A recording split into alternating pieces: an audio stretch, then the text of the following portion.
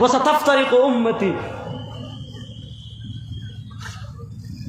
নবী করিম সাল্লাল্লাহু আলাইহি ওয়াসাল্লাম তো নিজেই বলেছেন ওয়া সাতাফতারিকু উম্মতি আলা 73 মিল্লাহ, এই উম্মাহ বিভক্ত হবে 73 দলে।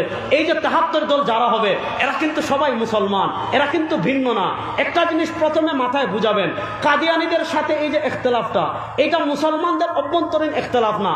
আমাদের ভিতর অনেক দল থাকবে, 73 দল হবে, কিন্তু হিন্দু যেমন আলাদা একটা ধর্ম, বৌদ্ধ যেমন আলাদা একটা ধর্ম, ইহুদি যেমন আলাদা একটা ধর্ম, খ্রিস্টবাদ যেমন আলাদা একটা ধর্ম, হিন্দুত্বের সাথে হিন্দুবাদের সাথে যেমন মুসলমানদের সম্পর্ক নাই, খ্রিস্টবাদের সাথে যেমন মুসলমানদের সম্পর্ক নাই, কাদিয়ানীদের সাথেও মুসলমানদের তেমন কোনো সম্পর্ক। এখন তারা এটাকে সহজ করতে চায় কেমনে? তারা মুসলমানকে ভাগ করে বলবে, শুনেন আপনারাও মুসলমান তারাও মুসলমান, পার্থক্য কি? আপনারা হলেন মোহাম্মদী মুসলমান, তারা হলো আহমদিয়া মুসলমান।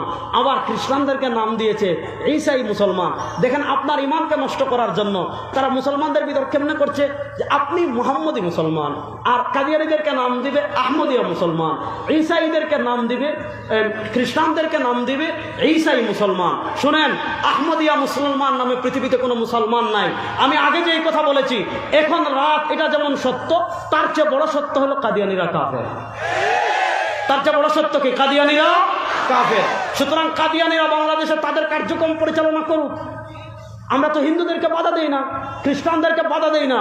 হিন্দুরা হিন্দু পরিচয় করে বলে আমরা বাধা দেই না, খ্রিস্টানরা খ্রিস্টান পরিচয় করে বলে আমরা বাধা দেই না, ইহুদিরা ইহুদি পরিচয় দিয়ে বলে কাজ করে বলে আমরা বাধা দেই না। কাদিয়ানীরা যদি কাফের পরিচয়, আহমদিয়া ভিন্ন ধর্ম পরিচয় করে আমাদের কোনো আপত্তি নয়, কিন্তু এই নতুন বাংলাদেশে মুসলমানদের প্রতি আমরা আর কোনো বৈষম্য দেখতে চাই না। ইনশাআল্লাহ এইবার মুসলমান পরিচয় বাংলাদেশের কোনো জায়গায় কাদিয়ানীদেরকে আমরা ইস্তেমা করতে দেব না, দেব না, দেব না ইনশাআল্লাহ। আল্লাহ তাআলা যে কথাগুলো বললাম আমাকে আপনাদের সবাইকে আমল করার তৌফিক দান করুক, আমিন। ইন আসাবতু ফামিনাল্লাহ ওয়া ইন আখতাতু ফামিন্নি ওয়া মিনাশ শাইতান। সুবহানাকাল্লাহুম্মা বিহামদিকা আশহাদু আল্লা ইলাহা ইল্লা আনতা আস্তাগফিরুকা ওয়া আতুবু ইলাইক। আসসালামু আলাইকুম ওয়া রাহমাতুল্লাহি ওয়া বারাকাতুহু।